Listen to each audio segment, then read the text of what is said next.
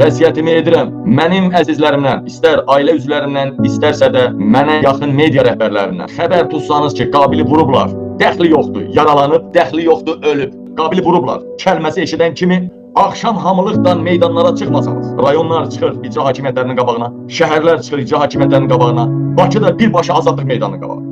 Gecə qalxmayan anası bayısı qəhvədir. Meydana qalxmayan anası bayısı qəhvədir. Soskadır. Anasının bayısının ağzına erməni versin. Namusun ağzına erməni versin. Ölüsünün ruhunun qəbrini erməni sıçsın batırsın. İlham Əliyevi devirmək üçün ayağa qalxmayanın namusu erməninin altından keçsin. İlham Əliyevin adamları tərəfindən vuruldum, yaralandım və ya öldüm. Odlu silah, soyuq silah dəxli yoxdur. Ayağa qalxıb İlham Əliyevi devirmək üçün dövlət obyektlərini, bütün dövlət maşınlarını darmadağın eləməsəniz, sizə qarşı duran polisin ailəsini belə darmadağın eləməsəniz, evini başına uçurtmasanız, Azərbaycan xalqı siz onda şərəfsiz olarsınız. Siz namussuz olarsınız. Yəni xalqın Azərbaycanda olan nümayəndələrinə. Azərbaycana inqilab, hərəkat başlayan kimi dərhal tarixdəki Azərbaycanlar, Rusiya, Gürcüstan, Türkiyə dəxli yoxdur. 50 min, 100 min, 1 milyon sərhədləri yararaq keçirsiniz. Birbaşa İlham Əliyevi devirənə kimi evə qayıdan oğraşdır. Evə qayıdan qəhbədir. Evə qayıdan namusunu bir arağa dəyişəndir. Evə qayıdan namusunu erməniyə xəşləyəndir.